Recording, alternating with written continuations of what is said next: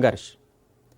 ਜਿਵੇਂ ਕਿ ਤੁਸੀਂ ਜਾਣਦੇ ਹੀ ਹੋ ਕਿ ਜਦੋਂ ਅਸੀਂ +1 ਦਾ ਸਿਲੇਬਸ ਸਟਾਰਟ ਕੀਤਾ ਸੀਗਾ ਤਾਂ ਅਸੀਂ ਸਟੈਪ ਬਾय ਸਟੈਪ ਪੌੜੀ ਦਰ ਪੌੜੀ ਅਸੀਂ ਸਿੰਧੂ ਘਾਟੀ ਸੱਭਿਅਤਾ ਤੋਂ ਸਟਾਰਟ ਹੋਏ ਔਰ ਹੌਲੀ ਹੌਲੀ ਅਸੀਂ ਉੱਪਰ ਵੱਲ ਨੂੰ ਚੱਲਦੇ ਗਏ ਤੇ ਅੱਜ ਅਸੀਂ ਸੁਤੰਤਰਤਾ ਲਈ ਸੰਘਰਸ਼ ਕਿ ਇਸ ਸੁਤੰਤਰਤਾ ਲਈ ਸੰਘਰਸ਼ ਨੂੰ ਗਾਂਧੀ ਈਰਾ ਨਾਲ ਵੀ ਦੇ ਨਾਂ ਨਾਲ ਵੀ ਜਾਣਿਆ ਜਾਂਦਾ ਕਿਉਂਕਿ ਇਹ ਉਹ ਸਮਾਂ ਸੀ ਜਿਸ ਸਮੇਂ ਮਹਾਤਮਾ ਗਾਂਧੀ ਜੀ ਨੇ ਆਪਣੇ ਵੱਲੋਂ ਅਣਥੱਕ ਕੋਸ਼ਿਸ਼ ਕੀਤੀ ਸੀ ਆਪਣਾ ਭਾਰਤ ਨੂੰ ਆਜ਼ਾਦ ਕਰਾਉਣ ਦੇ ਲਈ ਅਤੇ ਉਸ ਦੇ ਨਾਲ ਹੋਰ ਬਹੁਤ ਸਾਰੀਆਂ ਗਤੀਵਿਧੀਆਂ ਐਸੀਆਂ ਲਹਿਰਾਂ ਐਸੀਆਂ ਮੂਵਮੈਂਟਸ ਚੱਲੀਆਂ ਜਿਨ੍ਹਾਂ ਦੇ ਵਿੱਚ ਸਵਰਾਜ ਪਾਰਟੀ ਔਰ ਖਾਸ ਕਰਕੇ ਪੰਜਾਬ ਦੇ ਵਿੱਚ ਗੁਰਦੁਆਰਿਆਂ ਨੂੰ ਮਹੰਤਾ ਦੇ ਕਬਜ਼ੇ ਤੋਂ ਛਡਾਉਣ ਲਈ ਕਈ ਮੋਰਚੇ ਲੱਗੇ।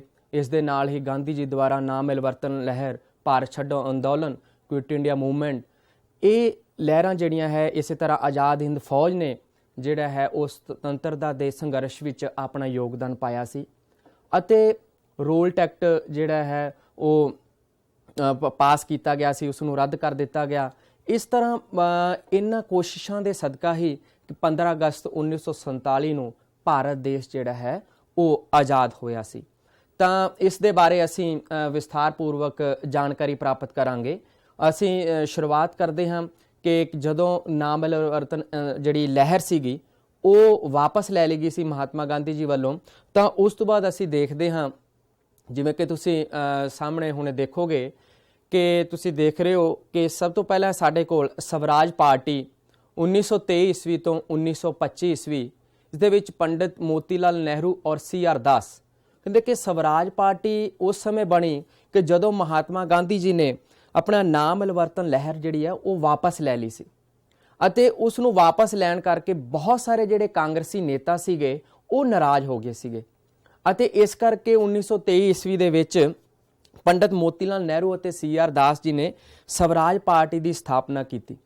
ਉਹਨਾਂ ਦਾ ਮੁੱਖ ਮੰਤਵ ਸੀਗਾ ਕਿ ਪੂਰਾ ਸਵਰਾਜ, ਪੂਰਨ ਸਵਰਾਜ ਦੀ ਪ੍ਰਾਪਤੀ ਕਰਨਾ, ਭਾਵ ਉਹਨਾਂ ਨੂੰ ਪੂਰਾ ਦੇਸ਼ ਚਾਹੀਦਾ ਸੀਗਾ ਅਤੇ ਉਹ ਚਾਹੁੰਦੇ ਸੀਗੇ ਕਿ ਅਸੀਂ ਆਪਣਾ ਜਿਹੜੀਆਂ ਚੋਣਾਂ ਹੈਗੀਆਂ ਉਹਨਾਂ ਦੇ ਵਿੱਚ ਹਿੱਸਾ ਲਈਏ ਅਤੇ ਉਹ ਕਹਿੰਦੇ ਸੀ ਉਹ ਚਾਹੁੰਦੇ ਸੀਗੇ ਉਸ ਸਮੇਂ ਕਿ ਕੌਂਸਲ ਦੇ ਵਿੱਚ ਰਹਿ ਕੇ ਉਹ ਆਜ਼ਾਦੀ ਦੇ ਲਈ ਸੰਘਰਸ਼ ਕਰਨਾ ਚਾਹੁੰਦੇ ਸੀਗੇ ਅਤੇ ਉਹਨਾਂ ਨੇ ਆਪਣਾ ਕੇਂਦਰੀ ਅਸੈਂਬਲੀ ਦੇ ਚੋਣਾਂ ਵਿੱਚ ਹਿੱਸਾ ਵੀ ਲਿਆ ਅਤੇ ਸਫਲਤਾ ਵੀ ਪ੍ਰਾਪਤ ਕੀਤੀ ਅਤੇ ਉਹਨਾਂ ਦੇ ਯਤਨਾਂ ਸਦਕਾ ਹੀ 1910 ਈਸਵੀ ਦਾ ਜਿਹੜਾ ਪ੍ਰੈਸ ਐਕਟ ਸੀ ਉਸ ਨੂੰ ਰੱਦ ਕਰ ਦਿੱਤਾ ਗਿਆ। ਇਸੇ ਤਰ੍ਹਾਂ 1919 ਈਸਵੀ ਦੇ ਵਿੱਚ ਜਿਹੜਾ ਰੋਲ ਟੈਕਟ ਬਣਿਆ ਸੀ ਉਸ ਨੂੰ ਵੀ ਰੱਦ ਕਰ ਦਿੱਤਾ ਗਿਆ ਸੀ।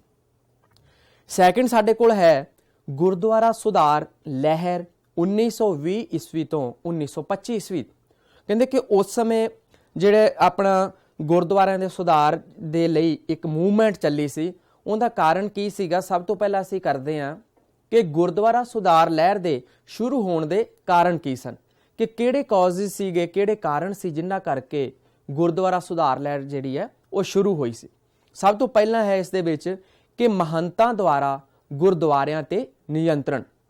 ਉਹ ਕਹਿੰਦੇ ਕਿ ਉਸ ਸਮੇਂ ਕਿਉਂਕਿ ਅਸੀਂ ਸਾਰੇ ਜਾਣਦੇ ਹਾਂ ਕਿ ਸਿੱਖਾਂ ਦਾ ਗੁਰਦੁਆਰਿਆਂ ਦੇ ਨਾਲ ਸ਼ੁਰੂ ਤੋਂ ਹੀ ਬਹੁਤ ਹੀ ਡੂੰਘਾ ਸੰਬੰਧ ਰਿਹਾ ਹੈ। ਉਹ ਕਹਿੰਦੇ ਕਿ ਗੁਰਦੁਆਰਿਆਂ ਦੀ ਸਥਾਪਨਾ ਦਾ ਕੰਮ ਜਿਹੜਾ ਹੈ ਉਹ ਗੁਰੂ ਨਾਨਕ ਦੇਵ ਜੀ ਦੁਆਰਾ ਸ਼ੁਰੂ ਕੀਤਾ ਗਿਆ ਸੀਗਾ ਕਿ ਸ਼ੁਰੂ ਵਿੱਚ ਤਾਂ ਇੱਥੇ ਸਿਰਫ ਪਾਠ ਪੂਜਾ ਦਾ ਹੀ ਕੰਮ ਕੀਤਾ ਜਾਂਦਾ ਸੀ, ਲੇਕਿਨ ਬਾਅਦ ਦੇ ਵਿੱਚ ਬੱਚਿਆਂ ਨੂੰ ਪੜ੍ਹਾਉਣ ਦਾ ਕੰਮ ਅਤੇ ਸਿੱਖਾਂ ਦੇ ਆਪਸੀ ਲੜਾਈ ਝਗੜਿਆਂ ਦਾ ਨਿਪਟਾਰੇ ਦਾ ਕੰਮ, ਉਸ ਦੇ ਨਾਲੇ ਵਿਆਹ ਦੀਆਂ ਜਿਹੜੀਆਂ ਰਸਮਾਂ ਸੀਗੀਆਂ ਉਹਨਾਂ ਦਾ ਜਿਹੜਾ ਕੰਮ ਹੈ ਉਹ ਸਾਰਾ ਗੁਰਦੁਆਰਿਆਂ ਦੇ ਵਿੱਚ ਹੀ ਹੁੰਦਾ ਸੀ ਅਤੇ ਉਸ ਸਮੇਂ ਗੁਰਦੁਆਰਿਆਂ ਦੇ ਉੱਪਰ ਮਹੰਤਾਂ ਨੇ ਆਪਣਾ ਜਿਹੜਾ ਹੈ ਉਹ ਕਬਜ਼ਾ ਕਰ ਲਿਆ ਸੀਗਾ। ਜਿਹੜਾ ਨਿਯੰਤਰਣ ਸੀ ਉਹ ਇਹਨਾਂ ਦੇ ਹੱਥਾਂ ਵਿੱਚ ਆ ਗਿਆ ਸੀਗਾ ਕਿਉਂਕਿ ਗੁਰਦੁਆਰਿਆਂ ਤੋਂ ਜਿਹੜੀ ਆਮਦਨ ਸੀ ਉਹ ਬਹੁਤ ਜ਼ਿਆਦਾ ਹੁੰਦੀ ਸੀ, ਜਿਸ ਕਰਕੇ ਜਿਹੜੇ ਮਹੰਤ ਸੀਗੇ ਉਹ ਭ੍ਰਿਸ਼ਟ ਹੋ ਚੁੱਕੇ ਸੀ। ਉਹਨਾਂ ਨੇ ਗੁਰਦੁਆਰਿਆਂ ਦੇ ਵਿੱਚ ਹੀ ਜਿਹੜੀਆਂ ਸ਼ਰਾਬਾਂ ਪੀਣੀਆਂ ਸ਼ੁਰੂ ਕਰ ਦਿੱਤੀਆਂ ਸੀ, ਜੂਏ ਖੇਡਣੇ ਸ਼ੁਰੂ ਕਰ ਦਿੱਤੇ ਸੀ, ਉੱਥੇ ਰੰਗ ਰਲੀਆਂ ਮਨਾਉਣ ਲੱਗ ਪਏ ਸੀਗੇ, ਜਿਸ ਕਰਕੇ ਕਹਿੰਦੇ ਆ ਕਿ ਉਸ ਸਮੇਂ ਗੁਰਦੁਆਰੇ ਜਿਹੜੇ ਹੈ ਧਾਰਮਿਕ ਸਥਾਨਾਂ ਦੀ ਥਾਂ ਤੇ ਕਹਿੰਦੇ ਕਿ ਚੋਰ ਡਾਕੂਆਂ ਅਤੇ ਪਾਪਾਂ ਦੇ ਅੱਡੇ ਬਣ ਗਏ ਸੀਗੇ। ਇਸ ਕਰਕੇ ਉਹ ਜਿਹੜੀ ਗੁਰਦੁਆਰਾ ਸੁਧਾਰ ਲਹਿਰ ਜਿਹੜੀ ਹੈ ਉਹ ਸ਼ੁਰੂ ਹੋਈ ਸੀ। ਸੈਕਿੰਡ ਪੁਆਇੰਟ ਇੱਥੇ ਸਾਡੇ ਕੋਲ ਹੈ ਕਿ ਅੰਗਰੇਜ਼ਾਂ ਦੁਆਰਾ ਮਹੰਤਾਂ ਨੂੰ ਸਹਿਯੋਗ, ਕਿ ਜਿਹੜੇ ਮਹੰਤ ਜਿਨ੍ਹਾਂ ਨੇ ਨਿਯੰਤਰਣ ਕੀਤਾ ਹੋਇਆ ਸੀ ਗੁਰਦੁਆਰਿਆਂ ਦੇ ਉੱਪਰ, ਉਸ ਸਮੇਂ ਜਿਹੜੇ ਮਹੰਤ ਸੀ ਉਹਨਾਂ ਨੂੰ ਅੰਗਰੇਜ਼ਾਂ ਵੱਲੋਂ ਪੂਰੀ ਸਪੋਰਟ ਸੀ। ਅੰਗਰੇਜ਼ਾਂ ਵੱਲੋਂ ਬਕਾਇਦਾ ਉਹਨਾਂ ਨੂੰ ਜਿਹੜਾ ਹੈ ਉਹ ਸਹਿਯੋਗ ਦਿੱਤਾ ਜਾਂਦਾ ਸੀਗਾ। ਉਹ ਜਿਹੜੇ ਕੰਮ ਉਹ ਕਰ ਰਹੇ ਸੀਗੇ ਅਤੇ ਅੰਗਰੇਜ਼ਾਂ ਵੱਲੋਂ ਪੂਰੀ ਸਪੋਰਟ ਹੋਣ ਕਰਕੇ ਮਹੰਤ ਜਿਹੜੇ ਆ ਇੱਕ ਤਾਂ ਭ੍ਰਿਸ਼ਟੀ ਸੀ ਔਰ ਹੰਕਾਰੀ ਵੀ ਹੋ ਚੁੱਕੇ ਸਨ। ਔਰ ਇਸ ਕਰਕੇ ਵੀ ਕਹਿੰਦੇ ਕਿ ਉਹਨਾਂ ਨੇ ਸਿੱਖਾਂ ਨੇ ਅੰਗਰੇਜ਼ਾਂ ਦੇ ਕੋਲ ਸ਼ਿਕਾਇਤ ਕਰਨ ਦੇ ਬਾਵਜੂਦ ਵੀ ਉਸ ਦਾ ਕੋਈ ਜਿਹੜਾ ਹੈ ਉਹ ਸਿੱਟਾ ਨਹੀਂ ਨਿਕਲਿਆ ਤੇ ਇਹ ਵੀ ਇੱਕ ਕਾਰਨ ਸੀਗਾ ਗੁਰਦੁਆਰਾ ਸੁਧਾਰ ਲਹਿਰ ਦੇ ਸ਼ੁਰੂ ਹੋਣ ਦਾ। ਥਰਡ ਪੁਆਇੰਟ ਹੈ ਸਾਡੇ ਕੋਲ ਸਿੱਖਾਂ ਵਿੱਚ ਨਵੀਂ ਜਾਗ੍ਰਿਤੀ। ਕਹਿੰਦੇ ਕਿ ਸਿੱਖਾਂ ਵਿੱਚ ਇੱਕ ਨਵੀਂ ਜਾਗ੍ਰਿਤੀ ਆ ਚੁੱਕੀ ਸੀਗੀ ਉਸ ਸਮੇਂ ਕਿ ਸਿੱਖਾਂ ਨੂੰ ਇਹ ਪਤਾ ਲੱਗਣਾ ਸ਼ੁਰੂ ਹੋ ਗਿਆ ਸੀਗਾ ਕਿ ਕਿਸ ਤਰੀਕੇ ਦੇ ਨਾਲ ਉਹ ਆਪਣੇ ਆਪ ਨੂੰ ਸੰਭਾਲ ਸਕਦੇ ਆ ਔਰ ਨਾਲ ਹੀ ਗੁਰਦੁਆਰਿਆਂ ਦੇ ਉੱਪਰ ਜਿਹੜਾ ਇਸ ਤਰ੍ਹਾਂ ਉਹਨਾਂ ਦੀ ਮਰਿਆਦਾ ਜਿਹੜੀ ਭੰਗ ਕੀਤੀ ਜਾ ਰਹੀ ਸੀ ਉਸ ਨੂੰ ਖਤਮ ਕਰਨ ਦੇ ਲਈ ਉਹ ਲੋਕ ਜਾਗਰਿਤ ਹੋ ਚੁੱਕੇ ਸਨ। ਨੈਕਸਟ ਹੈ ਸਾਡੇ ਕੋਲ ਸ਼੍ਰੋਮਣੀ ਗੁਰਦੁਆਰਾ ਪ੍ਰਬੰਧਕ ਕਮੇਟੀ ਅਤੇ ਅਕਾਲੀ ਦਲ ਦੀ ਸਥਾਪਨਾ ਕਿ ਉਸ ਸਮੇਂ ਸ਼੍ਰੋਮਣੀ ਗੁਰਦੁਆਰਾ ਪ੍ਰਬੰਧਕ ਕਮੇਟੀ ਦੀ ਜਿਹੜੀ ਹੈ ਉਹ ਸਥਾਪਨਾ ਕੀਤੀ ਗਈ ਕਿ ਸ਼੍ਰੋਮਣੀ ਗੁਰਦੁਆਰਾ ਪ੍ਰਬੰਧਕ ਕਮੇਟੀ ਜਿਹੜੀ ਹੈ 15 ਨਵੰਬਰ 1920 ਈਸਵੀ ਨੂੰ ਉੱਥੇ ਆਪਣਾ ਅੰਮ੍ਰਿਤਸਰ ਵਿਖੇ ਸ਼੍ਰੋਮਣੀ ਗੁਰਦੁਆਰਾ ਪ੍ਰਬੰਧਕ ਕਮੇਟੀ ਦੀ ਸਥਾਪਨਾ ਹੋਈ ਅਤੇ ਸਰਦਾਰ ਸੁਰਿੰਦਰ ਸਿੰਘ ਮਜੀਠੀਆ ਨੂੰ ਉਸ ਦਾ ਜਿਹੜਾ ਪ੍ਰਧਾਨ ਥਾਪਿਆ ਗਿਆ ਸੀਗਾ। ਉਸ ਦੇ ਨਾਲ ਹੀ ਕਹਿੰਦੇ ਕਿ ਦਸੰਬਰ 1920 ਈਸਵੀ ਦੇ ਵਿੱਚ ਅਕਾਲੀ ਦਲ ਦੀ ਵੀ ਸਥਾਪਨਾ ਹੋਈ ਸੀਗੀ। ਇਹਨਾਂ ਦਾ ਮੇਨ ਮੰਤਵ ਕੀ ਸੀਗਾ ਕਿ ਗੁਰਦੁਆਰਿਆਂ ਨੂੰ ਜਿਹੜਾ ਹੈ ਉਹ ਪੰਥ ਦੇ ਨਿਯੰਤਰਣ ਹੇਠ ਲਿਆਉਣਾ ਸੀ। ਉਸ ਤੋਂ ਬਾਅਦ ਨੈਕਸਟ ਹੈ ਸਾਡੇ ਕੋਲ ਮੁੱਖ ਮੋਰਚੇ। ਮੁੱਖ ਮੋਰਚੇ ਤੋਂ ਭਾਵ ਕਿ ਉਹ ਜਿਹੜੇ ਕਿ ਸਿੱਖਾਂ ਦੇ ਜਥਿਆਂ ਦੇ ਵੱਲੋਂ ਆਪਣਾ ਗੁਰਦੁਆਰਿਆਂ ਦੀ ਜਿਹੜੀ ਮਰਿਆਦਾ ਭੰਗ ਹੋ ਰਹੀ ਸੀ ਭਾਵ ਮਹੰਤਾਂ ਦੇ ਨਿਯੰਤਰਣ ਤੋਂ ਮੁਕਤ ਕਰਾਉਣ ਲਈ ਗੁਰਦੁਆਰਿਆਂ ਨੂੰ ਇਹ ਜਿਹੜੇ ਮੋਰਚੇ ਲਗਾਏ ਗਏ ਸੀ। ਸਭ ਤੋਂ ਪਹਿਲਾਂ ਅਸੀਂ ਕਰਦੇ ਹਾਂ ਨਨਕਾਣਾ ਸਾਹਿਬ ਦਾ ਮੋਰਚਾ। ਕਹਿੰਦੇ ਕਿ ਉਹ ਨਨਕਾਣਾ ਸਾਹਿਬ ਜਿਹੜਾ ਸੀ ਉਹ ਗੁਰੂ ਨਾਨਕ ਸਾਹਿਬ ਦਾ ਜਿਹੜਾ ਜਨਮ ਸਥਾਨ ਸੀਗਾ, ਪਵਿੱਤਰ ਸਥਾਨ ਸੀਗਾ। ਉਹ ਕਹਿੰਦੇ ਕਿ ਉਸ ਸਮੇਂ ਸਿੱਖਾਂ ਦੇ ਜਿਹੜੇ ਦਿਲਾਂ ਦੇ ਵਿੱਚ ਉਸ ਨਨਕਾਣਾ ਸਾਹਿਬ ਲਈ ਬਹੁਤ ਹੀ ਜ਼ਿਆਦਾ ਸ਼ਰਧਾ ਸੀਗੀ ਅਤੇ ਜਿੰਨੀ ਸ਼ਰਧਾ ਸੀ ਓਨੀ ਹੀ ਜ਼ਿਆਦਾ ਬੇਅਦਬੀ ਜਿਹੜੀ ਹੈ ਨਨਕਾਣਾ ਸਾਹਿਬ ਦੀ। ਇੱਕ ਮਹੰਤ ਨਾਰਾਇਣ ਦਾਸ ਸੀਗਾ ਜਿਸ ਨੇ ਇਸ ਪਾਵਨ ਭੂਮੀ ਨੂੰ, ਪਵਿੱਤਰ ਭੂਮੀ ਨੂੰ ਜਿਹੜਾ ਉਹ ਅਪਵਿੱਤਰ ਕਰ ਦਿੱਤਾ ਸੀ। ਉਹ ਕਹਿੰਦੇ ਕਿ ਉਸ ਸਮੇਂ ਉਹ ਇੰਨਾ ਚਰਿੱਤਰਹੀਣ ਸੀ ਕਿ ਰੋਜ਼ਾਨਾ ਗੁਰਦੁਆਰਿਆਂ ਦੇ ਵਿੱਚ ਜਿਹੜੀਆਂ ਉਹ ਸ਼ਰਾਬਾਂ ਪੀਤੀਆਂ ਜਾਂਦੀਆਂ ਸਨ ਉਸ ਸਮੇਂ ਅਤੇ ਸਿੱਖਾਂ ਨੇ ਮਹੰਤਾਂ ਨੂੰ ਸਮਝਾਉਣ ਦੇ ਬੜੇ ਯਤਨ ਕੀਤੇ ਲੇਕਿਨ ਉਹ ਕਹਿੰਦੇ ਕਿ ਉਹ ਆਪਣੀਆਂ ਇਹਨਾਂ ਬੁਰੀਆਂ ਹਰਕਤਾਂ ਤੋਂ ਬਾਜ਼ ਨਹੀਂ ਆਇਆ। ਇਸ ਕਰਕੇ ਕਹਿੰਦੇ ਕਿ ਇੱਕ ਸ਼ਾਂਤਮਈ ਜਥਾ ਜਿਹੜਾ ਸੀਗਾ ਭਾਈ ਲక్ష్మణ ਸਿੰਘ ਦੀ ਅਗਵਾਈ ਦੇ ਹੇਠ ਉਹ ਨਨਕਾਣਾ ਸਾਹਿਬ ਭੇਜਿਆ ਗਿਆ। ਲੇਕਿਨ ਜਦੋਂ ਹੀ ਇਹ ਜਥਾ ਜਿਹੜਾ ਸੀ ਉਹ ਨਨਕਾਣਾ ਸਾਹਿਬ ਦੇ ਅੰਦਰ ਜਿਹੜਾ ਦਾਖਲ ਹੋਇਆ ਤਾਂ ਕਹਿੰਦੇ ਆ ਕਿ ਮਹੰਤ ਨੇ ਆਪਣੇ ਬਦਮਾਸ਼ਾਂ ਨਾਲ ਮਿਲ ਕੇ ਉਸ ਜਥੇ ਤੇ ਹਮਲਾ ਕਰ ਦਿੱਤਾ ਸੀ ਅਤੇ 130 ਸਿੱਖਾਂ ਨੂੰ ਜਿਉਂਦਿਆਂ ਹੀ ਸਾੜ ਦਿੱਤਾ ਸੀ। ਉਹ ਕਹਿੰਦੇ ਕਿ ਇਹਨਾਂ ਵਿੱਚ ਜਥੇ ਦਾ ਨੇਤਾ ਵੀ ਸ਼ਾਮਲ ਸੀਗਾ। ਇਹ ਖਬਰ ਸੁਣਦੇ ਸਾਰ ਜਿਹੜੇ ਸਿੱਖ ਭੜਕ ਉੱਠੇ ਅਤੇ ਉਹਨਾਂ ਨੇ ਮੋਰਚਾ ਲਾ ਦਿੱਤਾ। ਉਹ ਕਹਿੰਦੇ ਕਿ ਇਸ ਸਿੱਖਾਂ ਦੇ ਵੱਧਦੇ ਹੋਏ ਪ੍ਰਭਾਵ ਨੂੰ ਵੇਖਦੇ ਹੋਏ ਜਿਹੜੇ ਅੰਗਰੇਜ਼ਾਂ ਨੇ ਜਿਹੜਾ ਹੈ ਉਹ ਜਿਹੜਾ ਪ੍ਰਬੰਧ ਸੀਗਾ ਉਹ ਸਿੱਖਾਂ ਦੇ ਹਵਾਲੇ ਕਰ ਦਿੱਤਾ ਸੀਗਾ ਅਤੇ ਇਸ ਤਰ੍ਹਾਂ ਇਹ ਮੋਰਚਾ ਜਿਹੜਾ ਉਹ ਸਫਲ ਹੋਇਆ ਸੀ। ਸੈਕਿੰਡ ਹੈ ਸਾਡੇ ਕੋਲ ਚਾਬੀਆਂ ਦਾ ਮੋਰਚਾ। ਉਹ ਕਹਿੰਦੇ ਕਿ ਹਰਮੰਦਰ ਸਾਹਿਬ ਦਾ ਜਿਹੜਾ ਤੋਸ਼ਾਖਾਨਾ ਸੀ ਭਾਵ ਜਿਹੜੀ ਖਜ਼ਾਨੇ ਦੀਆਂ ਚਾਬੀਆਂ ਸੀ ਉਹ ਅੰਗਰੇਜ਼ਾਂ ਨੇ ਆਪਣੇ ਹੱਥ ਵਿੱਚ ਲੈ ਲਈਆਂ ਸੀਗੀਆਂ ਅਤੇ ਉਹ ਕਹਿੰਦੇ ਕਿ 21 ਨਵੰਬਰ 1921 ਈਸਵੀ ਨੂੰ ਸਿੱਖਾਂ ਨੇ ਦੁਬਾਰਾ ਫਿਰ ਅੰਗਰੇਜ਼ਾਂ ਤੋਂ ਚਾਬੀਆਂ ਵਾਪਸ ਲੈਣ ਲਈ ਆਪਣਾ ਮੋਰਚਾ ਲਾ ਦਿੱਤਾ। ਸਰਕਾਰ ਨੇ ਬਹੁਤ ਸਾਰੇ ਅਕਾਲੀ ਨੇਤਾਵਾਂ ਨੂੰ ਗ੍ਰਿਫਤਾਰ ਕਰ ਲਿਆ ਅਤੇ ਅੰਤ ਜਿਹੜਾ ਹੈ ਉਹ ਇਸ ਵਧੇ ਹੋਏ ਦਬਾਅ ਦੇ ਨਾਲ ਜਿਹੜਾ ਹੈ ਉਹ ਸਰਕਾਰ ਨੂੰ ਸਿੱਖਾਂ ਦੇ ਅੱਗੇ ਝੁਕਣਾ ਪਿਆ ਤੇ ਉਹਨਾਂ ਨੇ ਜਿਹੜੀਆਂ ਤੋਸ਼ੇਖਾਨੇ ਦੀ ਚਾਬੀਆਂ ਸੀ ਉਹ ਵਾਪਸ ਕਰ ਦਿੱਤੀਆਂ ਸੀ। ਇਸ ਤਰ੍ਹਾਂ ਇਹ ਵੀ ਮੋਰਚਾ ਜਿਹੜਾ ਸੀ ਉਹ ਸਿੱਖਾਂ ਨੇ ਸਫਲ ਕਰ ਲਿਆ ਸੀ। ਉਸ ਤੋਂ ਬਾਅਦ ਨੈਕਸਟ ਹੈ ਸਾਡੇ ਕੋਲ ਥਰਡ ਪੁਆਇੰਟ ਹੈ ਕਿ ਗੁਰੂ ਕੇ ਬਾਗ ਦਾ ਮੋਰਚਾ।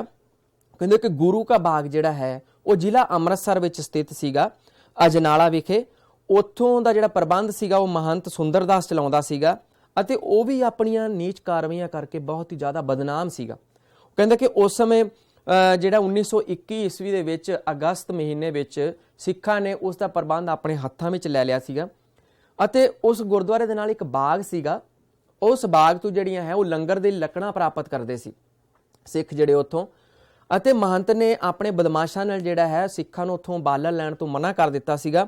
ਇਸ ਕਰਕੇ ਜਿਹੜਾ ਉਹ ਦੁਬਾਰਾ ਫਿਰ ਇਹ ਮੋਰਚਾ ਲਗਾਇਆ ਗਿਆ ਸੀਗਾ ਅਤੇ ਉਹ ਕਹਿੰਦੇ ਕਿ ਬਹੁਤ ਸਾਰੇ ਕਿਉਂਕਿ ਸਰਕਾਰ ਦਾ ਜਿਹੜਾ ਸਮਰਥਨ ਸੀਗਾ ਇਹਨਾਂ ਲੋਕਾਂ ਨੂੰ ਜਿਹੜਾ ਮਹੰਤ ਦੇ ਲੋਕ ਸਨ ਅਤੇ ਉਹ ਕਹਿੰਦੇ ਕਿ ਉਹਨਾਂ ਤੇ ਬੜੇ ਜ਼ੁਲਮ ਕੀਤੇ ਗਏ ਅਕਾਲੀਆਂ ਦੁਆਰਾ ਜਿਹੜੇ ਜਥੇ ਭੇਜੇ ਗਏ ਸੀਗੇ।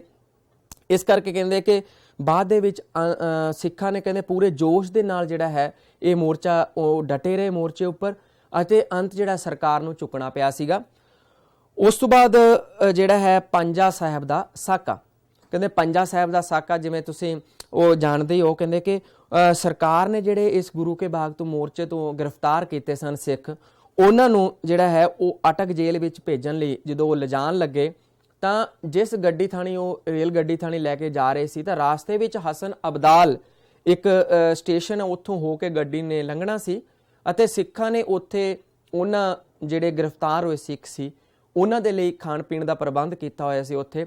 ਲੇਕਿਨ ਅੰਗਰੇਜ਼ਾਂ ਨੇ ਜਿਹੜੀ ਉਹ ਗੱਡੀ ਉੱਥੇ ਰੁਕਣ ਨਹੀਂ ਦਿੱਤੀ। ਉਹਨਾਂ ਨੇ ਨਾ ਰੁਕਣ ਕਰਕੇ ਕਹਿੰਦੇ ਕਿ ਸਿੱਖ ਜਿਹੜੇ ਆ ਉਹ ਲਾਈਨਾਂ ਤੇ ਆ ਕੇ ਬੈਠ ਗਏ ਸੀਗੇ, ਜਿਸ ਕਰਕੇ ਭਾਈ ਪ੍ਰਤਾਪ ਸਿੰਘ ਅਤੇ ਭਾਈ ਕਰਮ ਸਿੰਘ ਸ਼ਹੀਦ ਹੋ ਗਏ ਸੀ ਔਰ ਬਹੁਤ ਸਾਰੇ ਸਿੱਖਾਂ ਦੇ ਜਿਹੜੇ ਅੰਗ ਸੀ ਉਹ ਕੱਟੇ ਗਏ ਸੀਗੇ ਅਤੇ ਅੰਤ ਗੱਡੀ ਨੂੰ ਜਿਹੜਾ ਰੁਕਣਾ ਪਿਆ ਸੀਗਾ ਅਤੇ ਸਿੱਖਾਂ ਦੇ ਜਿਹੜੇ ਗ੍ਰਿਫਤਾਰ ਹੋਏ ਸਿੱਖਾਂ ਨੂੰ ਲੰਗਰ ਵੰਡ ਕੇ ਜਿਹੜਾ ਉਹ ਆਪਣਾ ਪ੍ਰਣ ਪੂਰਾ ਕੀਤਾ ਸੀਗਾ।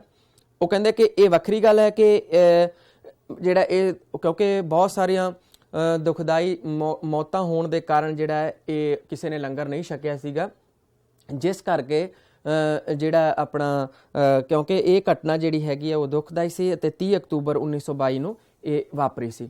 ਉਸ ਤੋਂ ਬਾਅਦ ਨੈਕਸਟ ਹੈ ਸਾਡੇ ਕੋਲ ਜੈਤੋ ਦਾ ਮੋਰਚਾ।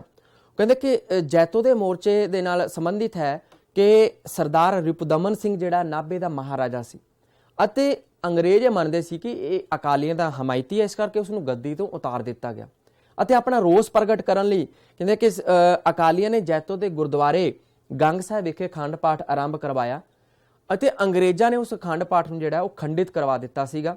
ਇਸ ਤਰ੍ਹਾਂ ਜਦੋਂ ਸਿੱਖਾਂ ਨੂੰ ਪਤਾ ਲੱਗਿਆ ਤਾਂ ਉਹਨਾਂ ਨੇ ਅਕਾਲ ਤਖਤ ਤੋਂ ਰੋਜ਼ 25-25 ਸਿੱਖਾਂ ਦੇ ਜਥੇ ਜਿਹੜੇ ਆ ਉਹ ਜੈਤੋ ਭੇਜਣੇ ਸ਼ੁਰੂ ਕਰ ਦਿੱਤੇ ਅਤੇ ਜਦੋਂ ਹੀ ਜਥੇ ਉਹ ਆਉਂਦੇ ਸਨ ਤਾਂ ਉਹਨਾਂ ਤੇ ਬਹੁਤ ਉਹਨਾਂ ਦੀ ਮਾਰ ਕੁਟਾਈ ਕੀਤੀ ਜਾਂਦੀ ਸੀ ਅਤੇ ਅੰਤ ਕਹਿੰਦੇ ਆ ਕਿ 21 ਫਰਵਰੀ 1924 ਨੂੰ 500 ਅਕਾਲੀਆਂ ਦਾ ਪਹਿਲਾ ਜਿਹੜਾ ਸ਼ਹੀਦੀ ਜਥਾ ਉਹ ਪਹੁੰਚਿਆ।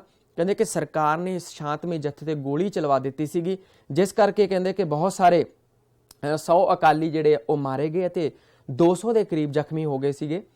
ਲੇਕਿਨ ਇਸ ਕਾਰਵਾਈ ਦੇ ਨਾਲ ਸਿੱਖਾਂ ਦੇ ਅੰਦਰ ਹੋਰ ਜੋਸ਼ ਭਰ ਗਿਆ, ਉਹਨਾਂ ਨੇ ਆਪਣੀ ਕਾਰਵਾਈ ਹੋਰ ਤੇਜ਼ ਕਰਤੀ, ਜਿਸ ਕਰਕੇ ਜਿਹੜਾ ਅੰਤ ਆਪਣਾ ਸਰਕਾਰ ਨੂੰ ਝੁਕਣਾ ਪਿਆ ਸੀ ਅਤੇ ਅਕਾਲੀਆਂ ਨੂੰ ਜਿਹੜਾ ਸੌਂਪ ਦਿੱਤਾ ਗਿਆ ਜੈਤੋ ਦਾ ਗੁਰਦੁਆਰਾ। ਉਸ ਤੋਂ ਬਾਅਦ ਹੈ ਸਾਡੇ ਕੋਲ ਗੁਰਦੁਆਰਾ ਐਕਟ 1925 ਈਸਵੀ। ਉਹ ਕਹਿੰਦੇ ਕਿ ਅਕਾਲੀ ਲਹਿਰ ਦੌਰਾਨ ਜਿਹੜਾ ਹੈ ਸਿੱਖਾਂ ਦੇ ਜਜ਼ਬਾਤ ਅਤੇ ਕੁਰਬਾਨੀਆਂ ਨੂੰ ਦੇਖ ਕੇ ਅੰਗਰੇਜ਼ੀ ਜਿਹੜੀ ਸਰਕਾਰ ਸੀ ਉਸ ਨੂੰ ਇਸ ਗੱਲ ਲਈ ਮਜਬੂਰ ਹੋਣਾ ਪਿਆ ਕਿ ਗੁਰਦੁਆਰਿਆਂ ਦੇ ਲਈ ਕੋਈ ਯੋਗ ਪ੍ਰਬੰਧ ਕੀਤਾ ਜਾਣਾ ਚਾਹੀਦਾ। ਇਸ ਕਰਕੇ ਉਹਨਾਂ ਨੇ 28 ਜੁਲਾਈ 1925 ਈਸਵੀ ਨੂੰ ਇੱਕ ਐਕਟ ਪਾਸ ਕੀਤਾ ਜਿਸ ਨੂੰ ਗੁਰਦੁਆਰਾ ਐਕਟ ਕਿਹਾ ਜਾਂਦਾ ਹੈ ਅਤੇ 1 ਨਵੰਬਰ 1925 ਨੂੰ ਇਹ ਐਕਟ ਜਿਹੜਾ ਲਾਗੂ ਕੀਤਾ ਗਿਆ। ਇਸ ਅਨੁਸਾਰ ਜਿਹੜਾ ਜਿੰਨਾ ਪ੍ਰਬੰਧ ਹੈ ਗੁਰਦੁਆਰਿਆਂ ਦਾ ਉਹ ਸ਼੍ਰੋਮਣੀ ਗੁਰਦੁਆਰਾ ਪ੍ਰਬੰਧਕ ਕਮੇਟੀ ਦੇ ਹਵਾਲੇ ਕਰ ਦਿੱਤਾ ਗਿਆ, ਜਿਸ ਨੂੰ SGPC ਜਿਹੜਾ ਕਿ ਅੱਜ ਵੀ ਅਸੀਂ ਦੇਖਦੇ ਹਾਂ ਕਿ ਜਿੰਨੇ ਵੀ ਸਾਡੇ ਗੁਰਦੁਆਰੇ ਨੇ ਉਹਨਾਂ ਦਾ ਜਿਹੜਾ ਪ੍ਰਬੰਧ ਹੈ ਉਹ SGPC ਸ਼੍ਰੋਮਣੀ ਗੁਰਦੁਆਰਾ ਪ੍ਰਬੰਧਕ ਕਮੇਟੀ ਦੇ ਹੱਥ ਵਿੱਚ ਹੈ। ਇਸ ਤਰ੍ਹਾਂ ਇਹ ਅਕਾਲੀਆਂ ਦੀ ਇੱਕ ਬਹੁਤ ਵੱਡੀ ਜਿੱਤ ਸੀ। ਉਸ ਤੋਂ ਬਾਅਦ ਸਾਡੇ ਕੋਲ ਕਿ ਗੁਰਦੁਆਰਾ ਸੁਧਾਰ ਲਹਿਰ ਦੀ ਦੇਣ ਕੀ ਸੀਗੀ, ਕਿ contribution of Gurdwara reform movement ਇਹ ਕੀ ਸੀਗੀ। ਉਹ ਕਹਿੰਦੇ ਕਿ ਗੁਰਦੁਆਰਿਆਂ ਉਹਨਾਂ ਦੀ ਇੱਕ ਭਾਰਤ ਦੇ ਵਿੱਚ ਇੱਕ ਵਿਸ਼ੇਸ਼ ਦੇਣ ਸੀਗੀ ਉਸ ਲਹਿਰ ਦੀ। ਇਸ ਦੇ ਨਾਲ ਕਹਿੰਦੇ ਕਿ ਬਹੁਤ ਸਾਰੇ ਸਿੱਖ ਸ਼ਹੀਦ ਹੋ ਗਏ ਸੀਗੇ ਔਰ ਬਹੁਤ ਸਾਰਿਆਂ ਨੇ ਗ੍ਰਿਫਤਾਰੀਆਂ ਦਿੱਤੀਆਂ, ਬਹੁਤ ਸਾਰੇ ਸਿੱਖ ਜ਼ਖਮੀ ਹੋ ਗਏ ਸੀਗੇ। ਕਹਿੰਦੇ ਕਿ ਇਸ ਦੇ ਨਾਲ ਜਿਹੜਾ ਹੈ ਕਿਉਂਕਿ ਇਹ ਅੰਦੋਲਨ ਪੂਰੀ ਤਰ੍ਹਾਂ ਅਹਿੰਸਾ ਤੇ ਆਧਾਰਿਤ ਸੀਗਾ, ਇਸ ਕਰਕੇ ਮਹਾਤਮਾ ਗਾਂਧੀ ਜੀ ਨੇ ਭਾਰਤ ਨੂੰ ਆਜ਼ਾਦ ਕਰਵਾਉਣ ਲਈ ਇਸੇ ਸਿਧਾਂਤ ਦੀ ਹੀ ਵਰਤੋਂ ਕੀਤੀ ਸੀ। ਨੈਕਸਟ ਹੈ ਸਾਡੇ ਕੋਲ ਅੱਗੇ ਹੈ ਕਿ ਕ੍ਰਾਂਤੀਕਾਰੀ ਲਹਿਰਾਂ। ਥਰਡ ਪੁਆਇੰਟ ਹੈ ਸਾਡੇ ਕੋਲ ਕ੍ਰਾਂਤੀਕਾਰੀ ਲਹਿਰਾਂ, ਜਿਸ ਦੇ ਵਿੱਚ ਆਪਣਾ ਹੈ ਬੱਬਰ ਅਕਾਲੀ ਅਤੇ ਨੌਜਵਾਨ ਭਾਰਤ ਸਭਾ। ਉਹ ਕਹਿੰਦੇ ਕਿ ਉਸ ਸਮੇਂ ਜਿਹੜਾ ਹੈ ਕਿ 20ਵੀਂ ਸਦੀ ਦੇ ਵਿੱਚ ਜਿਹੜਾ ਹੈ ਉਹ ਭਾਰਤ ਨੂੰ ਜ਼ਾਲਮ ਅੰਗਰੇਜ਼ੀ ਸਾਮਰਾਜ ਤੋਂ ਸੁਤੰਤਰ ਕਰਾਉਣ ਦੇ ਲਈ ਉਦੇਸ਼ ਨਾਲ ਜਿਹੜਾ ਕਈ ਭਾਰਤ ਦੇਸ਼ ਵਿੱਚ ਕਈ ਜਿਹੜੀਆਂ ਕ੍ਰਾਂਤੀਕਾਰੀ ਲਹਿਰਾਂ ਚੱਲੀਆਂ ਸੀਗੀਆਂ। ਮਾਰਚ 1921 ਈਸਵੀ ਨੂੰ ਹੁਸ਼ਿਆਰਪੁਰ ਦੇ ਵਿੱਚ ਬੱਬਰ ਅਕਾਲੀ ਲਹਿਰ ਜਿਹੜੀ ਹੈ ਉਸ ਦੀ ਸਥਾਪਨਾ ਕੀਤੀ ਗਈ। ਇਸ ਦਾ ਸੰਸਥਾਪਕ ਜਿਹੜਾ ਸੀਗਾ ਉਹ ਰਿਟਾਇਰਡ ਫੌਜੀ ਹਵਾਲਦਾਰ ਕਿਸ਼ਨ ਸਿੰਘ ਸੀਗਾ। ਉਹ ਕਹਿੰਦੇ ਕਿ ਉਹ ਅਕਾਲੀਆਂ ਦੇ ਸਿਧਾਂਤਾਂ ਨੂੰ ਨਹੀਂ ਮੰਨਦੇ ਸਨ ਕਿਉਂਕਿ ਉਹ ਸ਼ਾਂਤਮਈ ਨੀਤੀ ਵਿੱਚ ਵਿਸ਼ਵਾਸ ਕਰਦੇ ਸੀ ਔਰ ਇਹਨਾਂ ਬੱਬਰ ਅਕਾਲੀਆਂ ਦਾ ਕਹਿਣਾ ਸੀ ਕਿ ਸ਼ਾਂਤਮਈ ਤਰੀਕੇ ਦੇ ਨਾਲ ਆਜ਼ਾਦੀ ਜਿਹੜੀ ਮਿਲਣੀ ਹੈ ਉਹ ਸੌਖੀ ਨਹੀਂ ਹੈ, ਉਹ ਆਜ਼ਾਦੀ ਨਹੀਂ ਮਿਲ ਸਕਦੀ। ਇਸ ਕਰਕੇ ਉਹ ਅਤਿਆਚਾਰਾਂ ਦਾ ਬਦਲਾ ਲੈਣ ਲਈ ਹਥਿਆਰਬੰਦ ਸੰਘਰਸ਼ ਦੇ ਵਿੱਚ ਵਿਸ਼ਵਾਸ ਕਰਦੇ ਸੀਗੇ। ਉਹਨਾਂ ਦਾ ਮੁੱਖ ਮੰਤਵ ਸੀ ਜਿਹੜਾ ਉਹ ਸੀਗਾ ਸਵਰਾਜ ਦੀ ਪ੍ਰਾਪਤੀ। ਇਸ ਕਰਕੇ ਉਹਨਾਂ ਨੇ ਇੱਕ ਅਖਬਾਰ ਵੀ ਚਲਾਇਆ ਅਤੇ ਬਾਅਦ ਦੇ ਵਿੱਚ ਉਹ ਕਹਿੰਦੇ ਕਿ ਉਹਨਾਂ ਦੀ ਜਿਹੜਾ ਮਹਿਸੂਸ ਕੀਤਾ ਗਿਆ ਉਹਨਾਂ ਦੀ ਇਸ ਤਰ੍ਹਾਂ ਦੀ ਅਗਵਾਈ ਨੂੰ ਬਰਤਾਨਵੀ ਸੰਸਦ ਦੇ ਵਿੱਚ ਵੀ। ਉਹ ਕਹਿੰਦੇ ਕਿ ਬਾਅਦ ਦੇ ਵਿੱਚ ਬਹੁਤ ਸਾਰੇ ਅਕਾਲੀਆਂ ਨੂੰ, ਬੱਬਰ ਅਕਾਲੀਆਂ ਨੂੰ ਗ੍ਰਿਫਤਾਰ ਕਰ ਲਿਆ ਗਿਆ, ਉਹਨਾਂ ਨੂੰ ਸਖਤ ਸਜ਼ਾਵਾਂ ਵੀ ਦਿੱਤੀਆਂ ਗਈਆਂ। ਉਸ ਤੋਂ ਬਾਅਦ ਅੱਗੇ ਅਸੀਂ ਦੇਖ ਰਹੇ ਹਾਂ ਕਿ ਨੌਜਵਾਨ ਭਾਰਤ ਸਭਾ, ਉਹ ਕਹਿੰਦੇ ਕਿ ਮਾਰਚ 1926 ਦੇ ਵਿੱਚ ਭਗਤ ਸਿੰਘ ਨੇ ਆਪਣੇ ਕੁਝ ਸਾਥੀਆਂ ਨਾਲ ਮਿਲ ਕੇ ਨੌਜਵਾਨ ਭਾਰਤ ਸਭਾ ਦੀ ਸਥਾਪਨਾ ਕੀਤੀ ਸੀਗੀ। ਭਗਵਤੀ ਚੰਦਰ ਵੋਰਾ, ਐਮ.ਏ. ਮਾਜਿਦ, ਸੋਹਣ ਸਿੰਘ ਜੋਸ਼, ਸਰਦੂਲ ਸਿੰਘ ਕਵੀਸ਼ਰ, ਪਿੰਡੀ ਦਾਸ ਸੋਢੀ, ਆਨੰਦ ਕਿਸ਼ੋਰ ਮਹਿਤਾ, ਇਹ ਸਾਰੇ ਇਸ ਸਭਾ ਦੇ ਜਿਹੜੇ ਪ੍ਰਸਿੱਧ ਨੇਤਾ ਸੀਗੇ। ਕਹਿੰਦੇ ਕਿ ਇਹਨਾਂ ਨੇ ਆਪਣੀਆਂ ਬਹੁਤ ਸਾਰੀਆਂ ਸ਼ਾਖਾਵਾਂ ਜਿਹੜੀਆਂ ਖੋਲ੍ਹੀਆਂ ਅਤੇ ਜਦੋਂ ਸਾਈਮਨ ਕਮਿਸ਼ਨ ਜਿਹੜਾ ਉਹ 30 ਅਕਤੂਬਰ 1928 ਨੂੰ ਲਾਹੌਰ ਪੁੱਜਿਆ ਤਾਂ ਇਹਨਾਂ ਨੇ ਜਿਹੜਾ ਉਸ ਦਾ ਬਾਈਕਾਟ ਕੀਤਾ। ਉਸ ਤੋਂ ਬਾਅਦ ਉਹ ਕਹਿੰਦੇ ਕਿ ਜਿਹੜਾ ਉਹ ਰੋਸ ਪ੍ਰਗਟ ਕਰਨ ਲਈ ਤਾਂ ਪੁਲਿਸ ਨੇ ਲਾਠੀਚਾਰਜ ਕੀਤਾ ਲੋਕਾਂ ਦੇ ਉੱਪਰ, ਜਿਸ ਦੇ ਕਾਰਨ ਲਾਲਾ ਲਾਜਪਤ ਰਾਏ ਜੀ ਦੀ ਜਿਹੜੀ ਆ ਉਹ ਮੌਤ ਵੀ ਹੋ ਗਈ ਸੀਗੀ ਜ਼ਖਮਾਂ ਦੀ ਤਾਬ ਨਾ ਚੱਲਦੇ ਹੋਏ, ਕਿਉਂਕਿ ਉਹ ਬਹੁਤ ਜ਼ਖਮੀ ਹੋ ਗਏ ਸੀ ਉਸ ਸਮੇਂ। ਅਤੇ ਇਸ ਅਪਮਾਨ ਦਾ ਕਹਿੰਦੇ ਕਿ ਬਦਲਾ ਲੈਣ ਲਈ ਭਗਤ ਸਿੰਘ, ਰਾਜਗੁਰੂ, ਚੰਦਰ ਸ਼ੇਖਰ ਆਜ਼ਾਦ ਨੇ ਸਹਾਇਕ ਸੁਪਰਡੈਂਟ ਪੁਲਿਸ ਮਿਸਟਰ ਸਾਂਡਰਸ ਜਿਹੜਾ ਸੀ ਉਸ ਨੂੰ ਗੋਲੀ ਨਾਲ ਉਡਾ ਦਿੱਤਾ ਸੀ। ਉਹ ਕਹਿੰਦੇ ਕਿ 1928 ਈਸਵੀ ਵਿੱਚ ਨੌਜਵਾਨ ਭਾਰਤ ਸਭਾ ਜਿਹੜੀ ਹੈ ਉਹ ਹਿੰਦੁਸਤਾਨ ਰਿਪਬਲਿਕ ਐਸੋਸੀਏਸ਼ਨ ਨਾਲ ਰਲ ਗਈ ਅਤੇ ਇਸ ਦਾ ਨਾਂ ਬਦਲ ਕੇ ਜਿਹੜਾ ਹੈ ਉਹ ਹਿੰਦੁਸਤਾਨ ਜਿਹੜਾ ਸੋਸ਼ਲਿਸਟ ਰਿਪਬਲਿਕ ਐਸੋਸੀਏਸ਼ਨ ਰੱਖ ਦਿੱਤਾ ਗਿਆ ਸੀ। ਰਾਮ ਪ੍ਰਸਾਦ ਬਿਸਮਿਲ ਅਤੇ ਅਸ਼ਫਾਕ ਉੱਲਾ ਜਿਹੜੇ ਸੀ ਉਹ ਇਸ ਐਸੋਸੀਏਸ਼ਨ ਦੇ ਮੁੱਖ ਆਗੂ ਸਨ। ਉਸ ਤੋਂ ਬਾਅਦ ਕਹਿੰਦੇ ਆ ਕਿ ਅੰਗਰੇਜ਼ੀ ਸਰਕਾਰ ਦੀਆਂ ਦਮਨਕਾਰੀ ਨੀਤੀਆਂ ਦੇ ਪ੍ਰਤੀ ਰੋਹ ਪ੍ਰਗਟ ਕਰਨ ਲਈ ਭਗਤ ਸਿੰਘ, ਉਹ ਕਹਿੰਦੇ ਕਿ ਰਾਜਗੁਰੂ ਸੁਖਦੇਵ ਨੇ ਜਿਹੜਾ ਉਹ ਆਪਣਾ ਭਗਤ ਸਿੰਘ ਅਤੇ ਬੀ.ਕੇ. ਦੱਤ ਨੇ ਉਹ 8 ਅਪ੍ਰੈਲ 1929 ਨੂੰ ਕੇਂਦਰੀ ਅਸੈਂਬਲੀ ਵਿੱਚ ਬੰਬ ਸੁੱਟੇ ਅਤੇ ਇਨਕਲਾਬ ਜਿੰਦਾਬਾਦ ਦੇ ਨਾਅਰੇ ਲਾਏ। ਉਸ ਤੋਂ ਬਾਅਦ ਆਪਣੀ ਗ੍ਰਿਫਤਾਰੀ ਵੀ ਦੇ ਦਿੱਤੀ ਸੀਗੀ ਅਤੇ 23 ਮਾਰਚ 1931 ਈਸਵੀ ਨੂੰ ਭਗਤ ਸਿੰਘ, ਸੁਖਦੇਵ ਅਤੇ ਰਾਜਗੁਰੂ ਨੂੰ ਮਿਸਟਰ ਸਾਂਡਰਸ ਨੂੰ ਮਾਰਨ ਦੇ ਜੁਰਮ ਦੇ ਵਿੱਚ ਜਿਹੜੀ ਆ ਉਹ ਫਾਂਸੀ ਦੇ ਦਿੱਤੀ ਗਈ। 1931 ਈਸਵੀ ਵਿੱਚ ਜਿਹੜਾ ਸੀ ਉਹ ਚੰਦਰ ਸ਼ੇਖਰ ਆਜ਼ਾਦ ਵੀ ਮਾਰਿਆ ਗਿਆ ਸੀਗਾ। ਇਸੇ ਤਰ੍ਹਾਂ 1933 ਵਿੱਚ ਬੰਗਾਲ ਦਾ ਜਿਹੜਾ ਕ੍ਰਾਂਤੀਕਾਰੀ ਸੂਰਿਆ ਸੈਨ ਉਸ ਨੂੰ ਵੀ ਫਾਂਸੀ ਦੇ ਦਿੱਤੀ ਗਈ ਸੀ ਅਤੇ 1940 ਈਸਵੀ ਵਿੱਚ ਉਦਮ ਸਿੰਘ ਨੇ ਲੰਡਨ ਵਿਖੇ ਮਾਈਕਲ ਅਡਵਾਇਰ ਨੂੰ ਜਿਹੜਾ ਹੈ ਉਹ ਜਿਹੜਾ ਕਿ ਜਲਿਆਂਵਾਲੇ ਬਾਗ ਦੇ ਖੂਨੀ ਸਾਕੇ ਸਮੇਂ ਪੰਜਾਬ ਦਾ ਗਵਰਨਰ ਰਿਹਾ ਸੀ ਉਸ ਨੂੰ ਵੀ ਗੋਲੀ ਨਾਲ ਉਡਾ ਦਿੱਤਾ ਸੀ। ਇਸ ਤਰ੍ਹਾਂ ਕਹਿੰਦੇ ਕਿ ਕ੍ਰਾਂਤੀਕਾਰੀਆਂ ਦੁਆਰਾ ਜਿਹੜੀਆਂ ਅਪਣਾਈਆਂ ਗਈਆਂ ਨੀਤੀਆਂ ਅਤੇ ਉਹਨਾਂ ਦੀ ਸ਼ਹੀਦੀਆਂ ਨੇ ਜਿਹੜਾ ਉਹ ਲੋਕਾਂ ਦੇ ਵਿੱਚ ਇੱਕ ਨਵੀਂ ਰੂਹ ਫੂਕ ਦਿੱਤੀ ਸੀ। ਉਸ ਤੋਂ ਬਾਅਦ ਨੈਕਸਟ ਹੈ ਸਾਡੇ ਕੋਲ ਸਾਈਮਨ ਕਮਿਸ਼ਨ 1928 ਈਸਵੀ। ਕਹਿੰਦੇ ਕਿ 1919 ਦੇ ਸੁਧਾਰਾਂ ਦਾ ਜਾਇਜ਼ਾ ਲੈਣ ਲਈ ਬਰਤਾਨਵੀ ਸਰਕਾਰ ਨੇ ਜਿਹੜਾ ਹੈ ਨਵੰਬਰ 1927 ਈਸਵੀ ਦੇ ਵਿੱਚ ਸਾਈਮਨ ਕਮਿਸ਼ਨ ਨੂੰ ਜਿਹੜਾ ਹੈ ਉਹ ਭੇਜਿਆ ਸੀਗਾ। ਆਪਣਾ ਸਰ ਜੌਨ ਸਾਈਮਨ ਦੀ ਪ੍ਰਧਾਨਗੀ ਹੇਠ ਜਿਹੜਾ ਇੱਕ 7 ਮੈਂਬਰੀ ਕਮਿਸ਼ਨ ਨਿਯੁਕਤ ਕੀਤਾ ਗਿਆ। ਉਹ ਕਹਿੰਦੇ ਕਿ 1928 ਵਿੱਚ ਭਾਰਤ ਆਇਆ ਲੇਕਿਨ ਉਸ ਦੇ ਵਿੱਚ ਕੋਈ ਵੀ ਜਿਹੜਾ ਮੈਂਬਰੀ ਜਿਹੜਾ ਹੈ ਉਹ ਭਾਰਤੀ ਮੈਂਬਰ ਨਹੀਂ ਸੀਗਾ। ਇਸ ਕਰਕੇ ਜਿੱਥੇ ਕਿਤੇ ਵੀ ਉਹ ਕਹਿੰਦੇ ਕਿ ਭਾਰਤ ਵਾਸੀਆਂ ਨੇ ਬਲੈਕ ਕਾਲੇ ਬਿੱਲੇ ਲਗਾ ਕੇ ਸਾਈਮਨ ਗੋ ਬੈਕ ਦੇ ਨਾਅਰੇ ਵੀ ਲਗਾਏ ਅਤੇ ਇੱਕ ਜਲੂਸ ਦੇ ਵਿੱਚ ਜਿਹੜਾ ਹੈ ਉਹ ਪੁਲਿਸ ਨੇ ਲਾਠੀਚਾਰਜ ਕੀਤਾ। ਜਿਵੇਂ ਕਿ ਤੁਹਾਨੂੰ ਪਹਿਲਾਂ ਮੈਂ ਹੁਣੇ ਦੱਸ ਕੇ ਗਿਆ ਕਿ ਲਾਲਾ ਲਾਜਪਤ ਰਾਏ ਜੀ ਜਿਹੜਾ ਇਸ ਦੇ ਵਿੱਚ ਜ਼ਖਮੀ ਹੋ ਗਏ ਸੀ ਤੇ ਉਹਨਾਂ ਦੀ ਜਿਹੜੀ ਹੈ ਉਹ ਇਸ ਦੇ ਵਿੱਚ ਮੌਤ ਹੋ ਗਈ ਸੀਗੀ। ਉਸ ਤੋਂ ਬਾਅਦ ਨੈਕਸਟ ਹੈ ਸਾਡੇ ਕੋਲ ਪੂਰਨ ਸੁਤੰਤਰਤਾ ਦੀ ਮੰਗ 1929 ਈਸਵੀ। ਕਹਿੰਦੇ ਕਿ ਉਸ ਸਮੇਂ ਇਹ ਮੰਗ ਰੱਖੀ ਗਈ ਕਿ ਪੂਰਨ ਸੁਤੰਤਰਤਾ 1929 ਦੇ ਵਿੱਚ ਜਿਹੜਾ ਇੱਕ ਮਤਾ ਪਾਸ ਕੀਤਾ ਗਿਆ ਜਿਸ ਦੇ ਵਿੱਚ ਜਿਹੜਾ ਹੈ ਇੰਡੀਅਨ ਨੈਸ਼ਨਲ ਕਾਂਗਰਸ ਨੇ ਲਾਹੌਰ ਵਿਖੇ ਇੱਕ ਇਜਲਾਸ ਦੇ ਵਿੱਚ ਇਹ ਮਤਾ ਪਾਸ ਕੀਤਾ ਜਿਸ ਦੇ ਵਿੱਚ ਪੂਰਨ ਸੁਤੰਤਰਤਾ ਦੀ ਮੰਗ ਰੱਖੀ ਗਈ। ਉਸ ਤੋਂ ਬਾਅਦ ਨੈਕਸਟ ਹੈ ਸਾਡੇ ਕੋਲ ਸਿਵਲ ਨਾ ਫਰਮਾਨੀ ਲਹਿਰ 1930 ਈਸਵੀ ਤੋਂ 1932 ਈਸਵੀ। ਇਸ ਦੇ ਵਿੱਚ ਸਿਵਲ ਨਾ ਫਰਮਾਨੀ ਲਹਿਰ ਕਹਿੰਦੇ ਕਿ ਉਸ ਸਮੇਂ ਜਿਹੜਾ ਇਹ ਲਹਿਰ ਜਿਹੜੀ ਚੱਲੀ ਮਹਾਤਮਾ ਗਾਂਧੀ ਜੀ ਨੇ ਸ਼ੁਰੂ ਕੀਤੀ। ਇਸ ਦਾ ਉਹ ਕਹਿੰਦੇ ਕਿ ਉਸ ਸਮੇਂ ਜਦੋਂ ਲਹਿਰ ਸ਼ੁਰੂ ਕਰਨ ਤੋਂ ਪਹਿਲਾਂ ਲਾਰਡ ਇਰਵਿਨ ਨੂੰ ਪੱਤਰ ਲਿਖਿਆ ਗਿਆ ਜਿਸ ਵਿੱਚ ਮੰਗ ਕੀਤੀ ਗਈ ਸੀ ਕਿ ਜੇਕਰ 11 ਸੂਤਰੀ ਜਿਹੜਾ ਇੱਕ ਫਾਰਮੂਲਾ ਸੀ ਉਸ ਨੂੰ ਜੇ ਮੰਨ ਲਿਆ ਜਾਵੇ ਤਾਂ ਇਹ ਲਹਿਰ ਨਹੀਂ ਸ਼ੁਰੂ ਕੀਤੀ ਜਾਏਗੀ। ਲੇਕਿਨ ਲਾਰਡ ਇਰਵਿਨ ਨੇ ਕੋਈ ਗੱਲਬਾਤ ਕਰਨ ਤੋਂ ਮਨਾ ਕਰ ਦਿੱਤਾ ਸੀਗਾ। ਇਸ ਕਰਕੇ ਜਿਹੜੀ ਇਹ ਗਾਂਧੀ ਜੀ ਨੂੰ ਮਜਬੂਰੀ ਨਾਲ ਇਹ ਲਹਿਰ ਸ਼ੁਰੂ ਕਰਨੀ ਪਈ ਸੀਗੀ। ਸਭ ਤੋਂ ਪਹਿਲਾਂ ਲਹਿਰ ਦਾ ਪ੍ਰੋਗਰਾਮ ਕਹਿੰਦੇ ਕਿ ਪ੍ਰੋਗਰਾਮ ਆਫ ਦਾ ਮੂਵਮੈਂਟ ਕੀ ਸੀਗਾ ਉਸ ਸਮੇਂ ਕਿ ਜਿੱਥੇ ਕਿਤੇ ਸੰਭਵ ਹੋ ਸਕੇ ਉਹ ਕਹਿੰਦੇ ਕਿ ਨਮਕ ਦੇ ਕਾਨੂੰਨ ਨੂੰ ਤੋੜਿਆ ਜਾਵੇ। ਫਿਰ ਸ਼ਰਾਬ ਅਤੇ ਵਿਦੇਸ਼ੀ ਵਸਤੂਆਂ ਦੀ ਦੀਆਂ ਦੁਕਾਨਾਂ ਅੱਗੇ ਇਸਤਰੀਆਂ ਧਰਨੇ ਦੇਣ, ਵਿਦੇਸ਼ੀ ਕੱਪੜਿਆਂ ਨੂੰ ਸਾੜ ਦਿੱਤਾ ਜਾਵੇ, ਵਿਦਿਆਰਥੀ ਸਰਕਾਰੀ ਸਿੱਖਿਆ ਸੰਸਥਾਵਾਂ ਦਾ ਬਾਈਕਾਟ ਕਰਨ। ਉਸ ਤੋਂ ਬਾਅਦ ਸਰਕਾਰ ਨੂੰ ਕਿਸੇ ਕਿਸਮ ਦਾ ਕੋਈ ਵੀ ਕਰ ਜਿਹੜਾ ਹੈ ਉਹ ਨਾ ਦਿੱਤਾ ਜਾਵੇ। ਵਕੀਲ ਅਤੇ ਲੋਕ ਜਿਹੜੇ ਆ ਉਹ ਸਰਕਾਰੀ ਅਦਾਲਤਾਂ ਦਾ ਬਾਈਕਾਟ ਕਰਨ। ਮਤਲਬ ਇਹ ਪ੍ਰੋਗਰਾਮ ਉਲੀਕਿਆ ਗਿਆ ਸੀ। ਉਸ ਤੋਂ ਬਾਅਦ ਸਾਡੇ ਕੋਲ ਹੈ ਕਿ ਲਾਹੌਰ ਲਹਿਰ ਦੀ ਸ਼ੁਰੂਆਤ ਅਤੇ ਵਿਕਾਸ, ਤੇ beginning and development of the movement.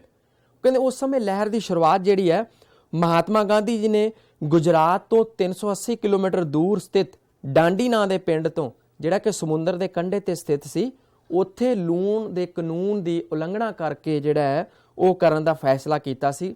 ਇਸ ਕਰਕੇ ਕਹਿੰਦੇ ਆ ਕਿ ਉਹ 12 ਮਾਰਚ 1930 ਈਸਵੀ ਨੂੰ ਸਾਬਰਮਤੀ ਆਸ਼ਰਮ ਜਿਹੜਾ ਕਿ ਗੁਜਰਾਤ ਵਿੱਚ ਸੀਗਾ, ਉੱਥੋਂ ਆਪਣੇ 78 ਜਿਹੜੇ ਉਹਨਾਂ ਦੇ ਸਾਥੀ ਸੀ ਉਹਨਾਂ ਨੂੰ ਲੈ ਕੇ ਉਹ ਡਾਂਡੀ ਵੱਲ ਚੱਲ ਪਏ ਸੀਗੇ।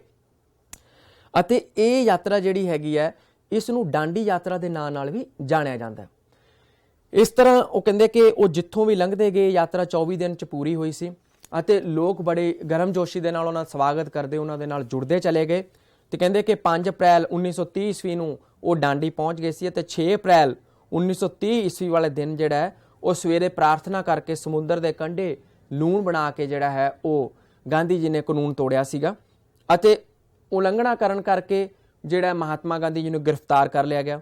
ਅਤੇ ਜਦੋਂ ਮਹਾਤਮਾ ਗਾਂਧੀ ਜੀ ਨੂੰ ਗ੍ਰਿਫਤਾਰ ਕਰ ਲਿਆ ਗਿਆ ਤਾਂ ਇਹ ਜਿਹੜੀ ਖਬਰ ਸੀ ਉਹਨਾਂ ਨੂੰ ਗ੍ਰਿਫਤਾਰੀ ਦੀ, ਉਹ ਜੰਗਲ ਦੇ ਵਿੱਚ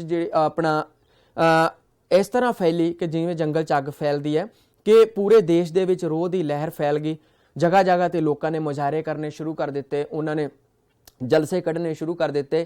ਤੇ ਕਹਿੰਦੇ ਕਿ ਆਪਣਾ ਅਖੀਰ ਦੇ ਵਿੱਚ ਜਿਹੜਾ ਹੈ ਇਹ ਜਿਹੜੇ ਹੈ ਉਸ ਆਪਣਾ ਕਿ ਲੋਕ ਜਿਹੜੇ ਹੈ ਇਸ ਲਹਿਰ ਦੇ ਨਾਲ ਜੁੜਦੇ ਚਲੇ ਗਏ ਸੀਗੇ। ਉਸ ਤੋਂ ਬਾਅਦ ਸਾਡੇ ਕੋਲ 3rd ਪੁਆਇੰਟ ਹੈ ਕਿ ਸਰਕਾਰ ਦਾ ਰਵੱਈਆ ਕੀ ਸੀ। ਕਹਿੰਦੇ ਕਿ ਜਦੋਂ ਇਹ ਮੂਵਮੈਂਟ ਸ਼ੁਰੂ ਹੋਈ ਸੀ, ਇਹ ਲਹਿਰ ਸ਼ੁਰੂ ਹੋਈ ਸੀ, ਤਾਂ ਉਸ ਸਮੇਂ ਸਰਕਾਰ ਨੂੰ ਇਹ ਮਜ਼ਾਕ ਲੱਗਿਆ ਸੀ। ਸਰਕਾਰ ਮਜ਼ਾਕ ਉਡਾਉਂਦੀ ਸੀ ਕਿ ਇਹ ਛੋਟੀ ਜਿਹੀ ਮੂਵਮੈਂਟ ਹੈ ਤੇ ਇਸ ਨੂੰ ਬੜੇ ਆਰਾਮ ਨਾਲ ਦਬਾ ਲਿਆ ਜਾਣਾ। ਲੇਕਿਨ ਉਹ ਕਹਿੰਦੇ ਕਿ ਮਹਾਤਮਾ ਗਾਂਧੀ ਜੀ ਨੇ ਜਦੋਂ ਇਹ ਨਮਕ ਦਾ ਕਾਨੂੰਨ ਤੋੜਿਆ, ਉਸ ਤੋਂ ਬਾਅਦ ਉਹਨਾਂ ਨੂੰ ਗ੍ਰਿਫਤਾਰ ਕਰ ਲਿਆ ਗਿਆ। ਤਾਂ ਬਾਅਦ ਦੇ ਵਿੱਚ ਜਿਹੜਾ ਹੈ ਉਹਨਾਂ ਨੇ ਦਮਨ ਦੀ ਨੀਤੀ ਅਪਣਾਈ। ਉਹਨਾਂ ਨੇ ਜ਼ਬਰਦਸਤੀ ਜਿਹੜਾ ਬਹੁਤ ਸਾਰੇ ਲੋਕਾਂ ਨੂੰ ਗ੍ਰਿਫਤਾਰ ਕਰ ਲਿਆ, ਉਹਨਾਂ ਨੂੰ ਜੇਲ੍ਹਾਂ ਵਿੱਚ ਬੰਦ ਕਰ ਦਿੱਤਾ ਗਿਆ। ਤਾਂ ਇਸ ਤਰ੍ਹਾਂ ਅਖੀਰ ਦੇ ਵਿੱਚ ਅਲਟੀਮੇਟਲੀ ਜਿਹੜਾ ਹੈ ਉਹ ਇਸ ਨਾਫਰਮਾਨੀ ਲਹਿਰ ਨੂੰ ਜਿਹੜਾ ਹੈ ਉਹਨਾਂ ਵੱਲੋਂ ਜਿਹੜਾ ਉਹ ਦਬਾ ਦਿੱਤਾ ਗਿਆ ਸੀਗਾ। ਔਰ ਕਿਉਂਕਿ ਬਹੁਤ ਸਾਰੇ ਲੋਕਾਂ ਦੀ ਸੰਪਤੀ ਜਿਹੜੀ ਹੈ ਉਹ ਜ਼ਬਤ ਕਰ ਲਈ ਗਈ ਸੀਗੀ। ਉਸ ਤੋਂ ਬਾਅਦ ਨੈਕਸਟ ਹੈ ਸਾਡੇ ਕੋਲ ਕਿ ਪਹਿਲੀ ਗੋਲ ਮੇਜ਼ ਕਾਨਫਰੰਸ। ਕਹਿੰਦੇ ਕਿ ਫਸਟ ਰਾਊਂਡ ਟੇਬਲ ਕਾਨਫਰੰਸ ਜਿਹੜੀ ਹੈ ਉਹ 1930 ਈਸਵੀ ਦੇ ਵਿੱਚ ਹੋਈ ਸੀਗੀ।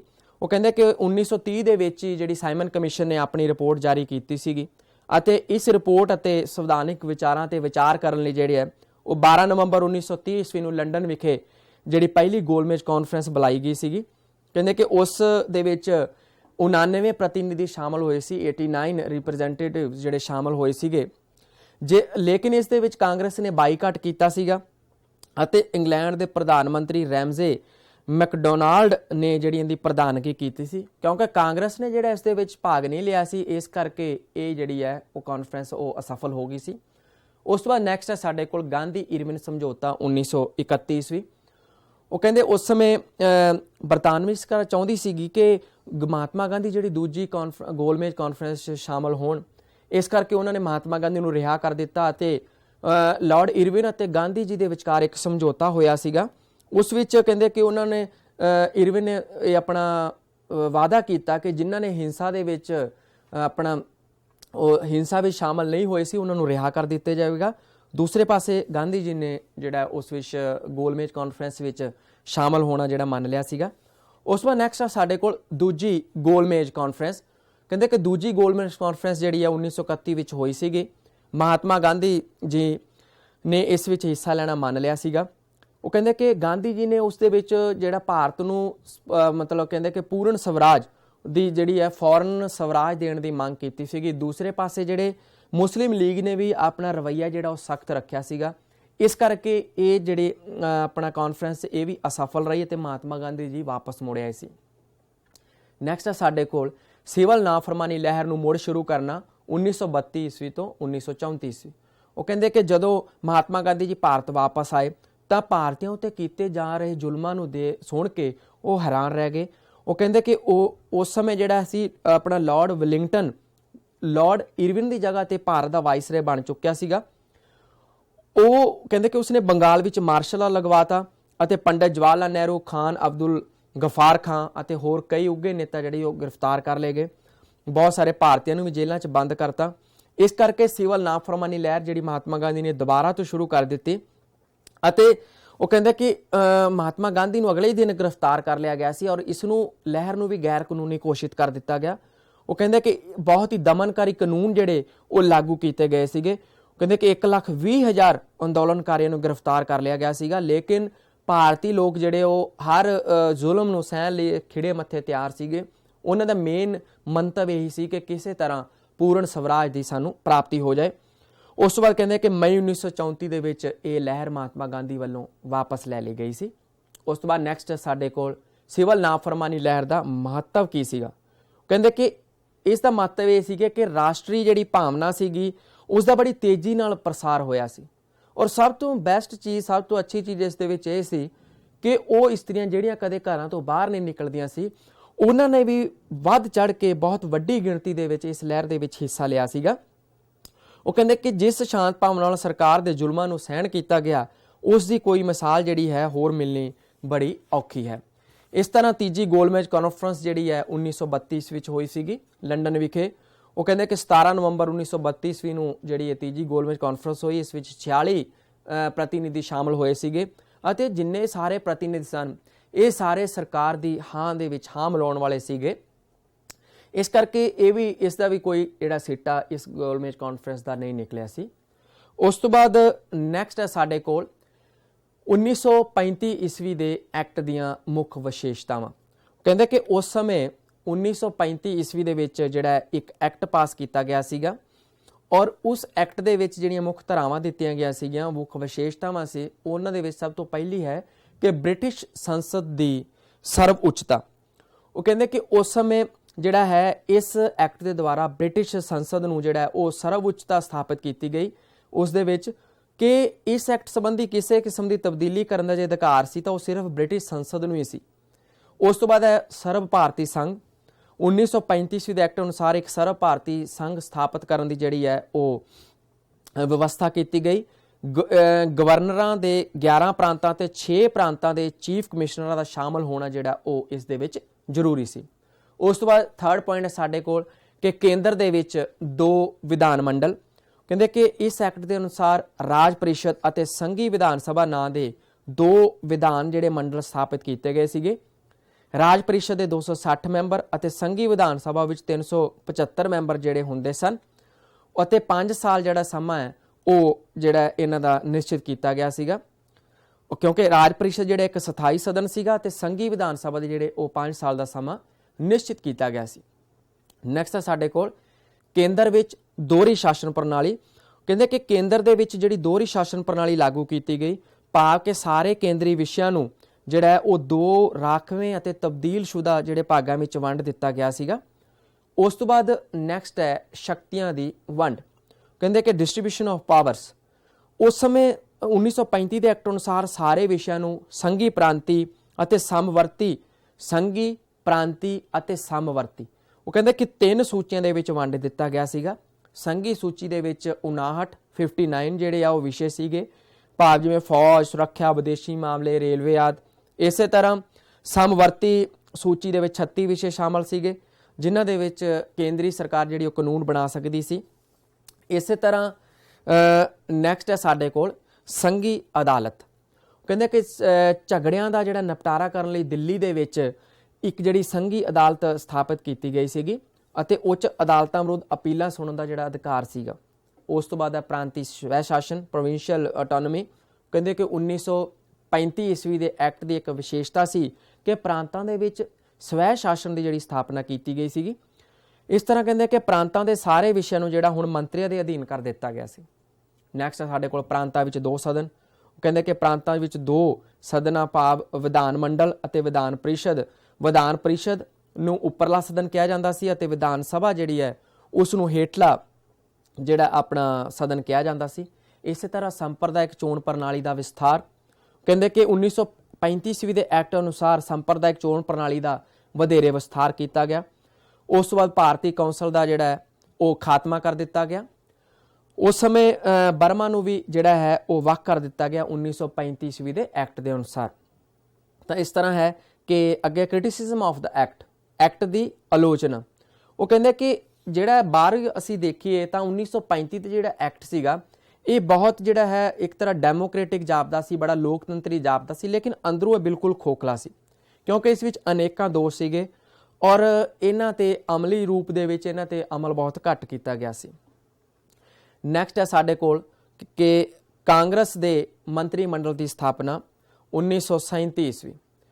ਉਹ ਕਹਿੰਦੇ ਕਿ 1935 ਈਸਵੀ ਦੇ ਐਕਟ ਅਨੁਸਾਰ ਵਿਧਾਨ ਮੰਡਲ ਦੀਆਂ ਚੋਣਾਂ ਕਰਵਾਈਆਂ ਗਈਆਂ। ਉਸ ਤੋਂ ਬਾਅਦ ਉਹ ਕਹਿੰਦੇ ਕਿ 11 ਪ੍ਰਾਂਤਾਂ ਵਿੱਚ 7 ਪ੍ਰਾਂਤਾਂ ਵਿੱਚ ਕਾਂਗਰਸ ਨੇ ਬਹੁਮਤ ਸਥਾਪਿਤ ਕੀਤਾ, ਲੇਕਿਨ ਸਿੰਧ ਅਤੇ ਪੰਜਾਬ ਵਿੱਚ ਕਾਂਗਰਸ ਸਰਕਾਰ ਨਹੀਂ ਬਣੀ ਸੀ। ਉਸ ਤੋਂ ਬਾਅਦ ਦੂਸਰਾ ਵਿਸ਼ਵ ਯੁੱਧ 1939 ਈਸਵੀ। ਉਹ ਕਹਿੰਦੇ ਜਦੋਂ ਦੂਸਰਾ ਵਿਸ਼ਵ ਯੁੱਧ 1939 ਸ਼ੁਰੂ ਹੋਇਆ ਤਾਂ ਕਾਂਗਰਸ ਦੀ ਸਲਾਹ ਤੋਂ ਬਿਨਾਂ ਹੀ ਜਿਹੜਾ ਹੈ ਉਹ ਭਾਰਤੀ ਫੌਜ ਨੂੰ ਜਿਹੜਾ ਉਸ ਦੇ ਵਿੱਚ ਸ਼ਾਮਲ ਕਰ ਲਿਆ ਗਿਆ ਸੀਗਾ। ਇਸ ਕਰਕੇ ਕਾਂਗਰਸ ਨੇ ਇਸ ਨੂੰ ਅਪਮਾਨ ਸਮਝਿਆ ਸੀ। ਉਸ ਤੋਂ ਬਾਅਦ ਨੈਕਸਟ ਪੁਆਇੰਟ ਹੈ ਸਾਡੇ ਕੋਲ ਮੁਸਲਿਮ ਲੀਗ ਦਾ ਮੁਕਤੀ ਦਿਵਸ ਮਨਾਉਣਾ। ਉਹ ਕਹਿੰਦੇ ਕਿ ਕਾਂਗਰਸ ਨੇ ਜਦੋਂ ਵਿਧਾਨ ਸਭਾ ਤੋਂ ਵਿਧਾਨ ਮੰਡਲ ਤੋਂ ਅਸਤੀਫੇ ਦੇ ਦਿੱਤੇ ਤਾਂ ਮੁਸਲਿਮ ਲੀਗ ਨੇ ਬੜੀ ਖੁਸ਼ੀ ਮਨਾਈ ਉਸ ਦੀ, ਅਤੇ ਮੁਹੰਮਦ ਅਲੀ ਜਿਨਾ ਨੇ ਉਹ ਕਹਿੰਦੇ ਕਿ ਮੁਕਤੀ ਦਿਵਸ ਮਨਾਉਣ ਦਾ ਜਿਹੜਾ ਉਹ ਐਲਾਨ ਕਰ ਦਿੱਤਾ ਸੀ। ਉਸ ਤੋਂ ਬਾਅਦ ਸਾਡੇ ਕੋਲ ਨੈਕਸਟ ਹੈ ਪਾਕਿਸਤਾਨ ਦੀ ਮੰਗ 1940 ਈਸਵੀ। ਉਹ ਕਹਿੰਦੇ ਕਿ ਇੱਕ ਲਾਹੌਰ ਵਿਖੇ 23 ਮਾਰਚ 1940 ਨੂੰ ਇੱਕ ਮਤਾ ਪਾਸ ਕੀਤਾ ਗਿਆ ਜਿਸ ਦੇ ਵਿੱਚ ਉਹ ਕਹਿੰਦੇ ਕਿ ਉਹਨਾਂ ਨੇ ਇੱਕ ਅਲੱਗ ਰਾਜ ਦੀ ਮੰਗ ਕੀਤੀ, ਇੱਕ ਅਲੱਗ ਦੇਸ਼ ਦੀ ਮੰਗ ਕੀਤੀ ਜਿਸ ਨੂੰ ਪਾਕਿਸਤਾਨ ਜਿਹੜਾ ਉਹ ਕਹਿੰਦੇ ਕਿ ਇੱਕ ਵੱਖਰਾ ਪ੍ਰਾਂਤ, ਇੱਕ ਵੱਖਰਾ ਦੇਸ਼ ਹੋਣਾ ਚਾਹੀਦਾ ਪਾਕਿਸਤਾਨਾਂ ਦਾ। ਉਸ ਤੋਂ ਬਾਅਦ ਸਾਡੇ ਕੋਲ ਨੈਕਸਟ ਹੈ ਅਗਸਤ 1940 ਈਸਵੀ ਦੀ ਘੋਸ਼ਣਾ। ਉਹ ਕਹਿੰਦੇ ਅਗਸਤ 1940 ਈਸਵੀ ਜਦੋਂ ਕਾਂਗਰਸ ਦੁਆਰਾ ਜਿਹੜਾ ਉਹ ਅਸਤੀਫੇ ਦੇ ਦਿੱਤੇ ਗਏ ਵਿਧਾਨ ਮੰਡਲਾਂ ਤੋਂ ਤਾਂ ਸਾਰੇ ਦੇਸ਼ ਵਿੱਚ ਇੱਕ ਬੇਚੈਨੀ ਫੈਲ ਗਈ ਸੀ। ਉਸ ਤੋਂ ਬਾਅਦ ਕਹਿੰਦੇ ਆ ਕਿ 1940 ਈਸਵੀ ਦੇ ਵਿੱਚ ਜਿਹੜੀ ਘੋਸ਼ਣਾ ਕੀਤੀ ਗਈ ਕਿ ਜਿਹੜੀ ਯੁੱਧ ਸਲਾਹਕਾਰ ਕੌਂਸਲ ਉਸ ਦੇ ਵਿੱਚ ਕੁਝ ਭਾਰਤੀ ਜਿਹੜੇ ਆ ਸ਼ਾਮਲ ਹੋਣਗੇ, ਲੇਕਿਨ ਕਾਂਗਰਸ ਤੇ ਮੁਸਲਿਮ ਲੀਗ ਨੇ ਇਸ ਪੇਸ਼ਕਸ਼ ਨੂੰ ਠੁਕਰਾ ਦਿੱਤਾ ਸੀ। ਉਸ ਤੋਂ ਬਾਅਦ ਕ੍ਰਿਪਸ ਮਿਸ਼ਨ, ਜਿਵੇਂ ਆਪਾਂ ਪਹਿਲਾਂ ਕਰ ਚੁੱਕੇ ਅਗਸਤ 1940 ਈਸਵੀ ਦੀ ਘੋਸ਼ਣਾ। ਉਸ ਤੋਂ ਬਾਅਦ ਹੈ ਕ੍ਰਿਪਸ ਮਿਸ਼ਨ 1942 ਈਸਵੀ। ਉਹ ਕਹਿੰਦੇ ਕਿ ਜਦੋਂ ਜਾਪਾਨੀ ਸੈਨਾਵਾਂ ਨੇ ਜਿਹੜਾ ਬੜੀਆਂ ਨੇੜੇ ਆ ਗਿਆ ਸੀ, ਕਬਜ਼ਾ ਕਰ ਲਿਆ ਸੀਗਾ, ਤਾਂ ਆਪਣਾ ਕ੍ਰਿਪਸ ਨੂੰ ਸਰ ਸਟੈਫਰਡ ਕ੍ਰਿਪਸ ਨੂੰ ਭਾਰਤੀਆਂ ਦਾ ਸਹਿਯੋਗ ਪ੍ਰਾਪਤ ਕਰਨ ਲਈ ਭਾਰਤ ਭੇਜਿਆ ਸੀਗਾ। ਤੇ ਕ੍ਰਿਪਸ ਨੇ ਬਹੁਤ ਸਾਰੇ ਸੁਝਾਅ ਦਿੱਤੇ ਜਿਨ੍ਹਾਂ ਦੇ ਵਿੱਚ ਕਿਹਾ ਗਿਆ ਕਿ ਭਾਰਤ ਨੂੰ ਆਜ਼ਾਦ ਕਰ ਦਿੱਤਾ ਜਾਏਗਾ, ਲੇਕਿਨ ਇਹ ਸਾਰੀਆਂ ਚੀਜ਼ਾਂ ਤਾਂ ਹੋਣੀਆਂ ਸੀਗੀਆਂ ਜੇਕਰ ਉਹ ਦੂਸਰੇ ਵਿਸ਼ਵ ਯੁੱਧ ਤੋਂ ਬਾਅਦ ਦੀਆਂ। ਇਸ ਕਰਕੇ ਇਸ ਨੂੰ ਵੀ ਜਿਹੜਾ ਮੰਗਾਂ ਨੂੰ ਠੁਕਰਾ ਦਿੱਤਾ ਗਿਆ। ਨੈਕਸਟ ਹੈ ਸਾਡੇ ਕੋਲ ਭਾਰਤ ਛੱਡੋ ਅੰਦੋਲਨ। ਕਿ ਭਾਰਤ ਛੱਡੋ ਅੰਦੋਲਨ ਜਿਹੜਾ ਹੈ ਉਹ 1942 ਈਸਵੀ ਦੇ ਵਿੱਚ ਸ਼ੁਰੂ ਹੋਇਆ ਸੀ। ਇਹ ਅੰਦੋਲਨ ਕਿਉਂ ਸ਼ੁਰੂ ਹੋਇਆ? ਸਭ ਤੋਂ ਪਹਿਲਾਂ ਹੈ ਕਿ ਜਾਪਾਨ ਦੇ ਹਮਲੇ ਦਾ ਡਰ। ਉਹ ਕਹਿੰਦੇ ਕਿ ਜਾਪਾਨ ਜਿਹੜਾ ਸੀਗਾ ਉਹ ਏਸ਼ੀਆ ਦੇ ਦੇਸ਼ਾਂ ਤੇ ਹਮਲਾ ਕਰ ਰਿਹਾ ਸੀ, ਇਸ ਹਮਲੇ ਦਾ ਡਰ ਸੀਗਾ। ਇਸ ਕਰਕੇ ਮਹਾਤਮਾ ਗਾਂਧੀ ਚਾਹੁੰਦੇ ਸੀ, ਕਿਉਂਕਿ ਅੰਗਰੇਜ਼ ਜਿਹੜੇ ਆ ਉਹ ਦੁਸ਼ਮਣ ਸੀਗੇ ਉਨ ਜਾਪਾਨੀਆਂ ਦੇ ਅਤੇ ਭਾਰਤ ਦੇ ਵਿੱਚ ਅੰਗਰੇਜ਼ ਸੀਗੇ, ਇਸ ਕਰਕੇ ਜਾਪਾਨ ਨੇ ਭਾਰਤ ਤੇ ਹਮਲਾ ਕਰਨਾ ਹੀ ਸੀ। ਇਸ ਕਰਕੇ ਮਹਾਤਮਾ ਗਾਂਧੀ ਚਾਹੁੰਦੇ ਸੀਗੇ ਕਿ ਅੰਗਰੇਜ਼ ਇੱਥੋਂ ਚਲੇ ਜਾਣ। ਕ੍ਰਿਪਸ ਮਿਸ਼ਨ ਦੀ ਅਸਫਲਤਾ, ਕਿ ਕ੍ਰਿਪਸ ਮਿਸ਼ਨ ਦੀ ਜਿਹੜੇ ਆਪਣਾ ਉਹਨਾਂ ਨੇ ਸਟੇਟਮੈਂਟ ਦਿੱਤੀ ਸੀ ਉਹ ਗੱਲਬਾਤ ਜਿਹੜੀ ਉਹ ਸਫਲ ਹੋ ਗਈ ਸੀ, ਜਿਸ ਕਰਕੇ ਅੰਦੋਲਨ ਸ਼ੁਰੂ ਹੋਇਆ। ਜਨ ਸਧਾਰਨ ਵਿੱਚ ਅਸੰਤੋਖ। ਉਹ ਕਹਿੰਦੇ ਕਿ ਜਨ ਸਧਾਰਨ ਜਿੰਨੇ ਵੀ ਲੋਕ ਸਨ ਉਹਨਾਂ ਵਿਸ਼ਵ ਯੁੱਧ ਹੋਣ, ਦੂਸਰਾ ਵਿਸ਼ਵ ਯੁੱਧ ਹੋਣ ਕਰਕੇ ਲੋਕਾਂ ਦੇ ਵਿੱਚ ਜਿਹੜੀ ਹੈ ਬੜੀ ਬੇਚੈਨੀ ਹੋ ਗਈ, ਮਹਿੰਗਾਈ ਵੱਧ ਚੁੱਕੀ ਸੀ, ਜਿਸ ਕਰਕੇ ਅੰਗਰੇਜ਼ਾਂ ਨੇ ਧਿਆਨ ਨਹੀਂ ਦਿੱਤਾ। ਚੌਥਾ ਹੈ ਸਾਡੇ ਕੋਲ ਗਾਂਧੀ ਜੀ ਦੇ ਵਿਵਹਾਰ ਵਿੱਚ ਪਰਿਵਰਤਨ। ਕਹਿੰਦੇ ਕਿ ਗਾਂਧੀ ਜੀ ਦੇ ਵਿਵਹਾਰ ਵਿੱਚ ਪਰਿਵਰਤਨ ਆ ਗਿਆ। ਉਹਨਾਂ ਨੇ ਆਪਣਾ ਵਾਇਸਰਾਏ ਨਾਲ ਗੱਲਬਾਤ ਕਰਨ ਲਈ ਜਿਹੜਾ ਹੈ ਉਹ ਮੀਰਾ ਬਹਿਨ, ਜਿਹੜੀ ਕਿ ਇੱਕ ਉੱਚ ਅੰਗਰੇਜ਼ ਸਰਕਾਰ ਆਪਣਾ ਅੰਗਰੇਜ਼ ਅਫਸਰ ਸੀ ਜਿਹੜਾ, ਉਸ ਦੀ ਲੜਕੀ ਸੀ ਜਿਹਦਾ ਅਸਲੀ ਨਾਂ ਜਿਹੜਾ ਸੀ ਮਿਸ ਸਲੇਡ, ਉਸ ਨੂੰ ਭੇਜਿਆ ਗਿਆ ਵਾਇਸਰਾਏ ਨਾਲ ਮੁਲਾਕਾਤ ਕਰਨ ਲਈ। ਲੇਕਿਨ ਵਾਇਸਰਾਏ ਨੇ ਮੁਲਾਕਾਤ ਕਰਨ ਤੋਂ, ਇੱਥੋਂ ਤੱਕ ਕਿ ਗੱਲਬਾਤ ਕਰਨ ਤੋਂ ਵੀ ਇਨਕਾਰ ਕਰ ਦਿੱਤਾ ਸੀਗਾ, ਜਿਸ ਕਰਕੇ ਇਹ ਅੰਦੋਲਨ ਜਿਹੜਾ ਸ਼ੁਰੂ ਕੀਤਾ ਗਿਆ। ਅੱਗੇ ਹੈ ਕਿ ਅੰਦੋਲਨ ਦੀ ਪ੍ਰਗਤੀ। ਕਹਿੰਦੇ ਪ੍ਰੋਗਰੈਸ ਆਫ ਦਾ ਮੂਵਮੈਂਟ। ਉਹ ਕਹਿੰਦੇ ਕਿ ਗਾਂਧੀ ਜੀ ਨੇ ਕਰੋ ਜਾਂ ਮਰੋ ਦਾ ਨਾਅਰਾ ਦਿੱਤਾ ਸੀਗਾ। ਬਹੁਤ ਸਾਰੇ ਜਿਹੜੇ ਨੇਤਾਵਾਂ ਨੂੰ ਗ੍ਰਿਫਤਾਰ ਕਰ ਲਿਆ ਗਿਆ ਸੀਗਾ ਅਤੇ ਉਹ ਕਹਿੰਦੇ ਕਿ ਹਰ ਪਾਸੇ ਜਿਹੜੇ ਵਿਦਿਆਰਥੀ, ਮਜ਼ਦੂਰ, ਕਿਸਾਨ, ਇਸਤਰੀਆਂ ਨੇ ਜਿਹੜੀ ਮਹੱਤਵਪੂਰਨ ਭੂਮਿਕਾ ਅਦਾ ਕੀਤੀ ਅਤੇ ਇਹ ਵੇਖ ਕੇ ਜਿਹੜਾ ਸਰਕਾਰ ਘਬਰਾ ਗਈ। ਉਹਨਾਂ ਨੇ ਦਮਨ ਦਾ ਸਹਾਰਾ ਲਿਆ, ਬਹੁਤ ਹੀ ਅਤਿਆਚਾਰ ਕੀਤੇ ਲੋਕਾਂ ਦੇ ਉੱਪਰ, ਹਵਾਈ ਜਹਾਜ਼ ਨਾਲ ਵੀ ਬੰਬ ਸੁੱਟੇ ਗਏ। ਅਖੀਰ ਤੇ ਕਹਿੰਦੇ ਕਿ ਇਸ ਨੂੰ ਜਿਹੜਾ ਹੈ ਅੰਤ ਦੇ ਵਿੱਚ ਅੰਦੋਲਨ ਨੂੰ ਕੁਚਲ ਦਿੱਤਾ ਗਿਆ। ਅੱਗੇ ਨੈਕਸਟ ਸਾਡੇ ਕੋਲ ਅੰਦੋਲਨ ਦੀ ਅਸਫਲਤਾ ਅਤੇ ਪ੍ਰਭਾਵ। ਕਹਿੰਦੇ ਕਿ ਅੰਦੋਲਨ ਅਸਫਲ ਹੋ ਗਿਆ ਕਿਉਂਕਿ ਲੋਕਾਂ ਦੇ ਕੋਲ ਜਿਹੜਾ ਹੈ ਇੱਕ ਤਾਂ ਅੰਗਰੇਜ਼ ਸ਼ਕਤੀਸ਼ਾਲੀ ਸਨ ਔਰ ਲੋਕਾਂ ਦੇ ਕੋਲ ਯੋਗ ਨੇਤਾ ਦੀ ਵੀ ਕਮੀ ਸੀਗੀ।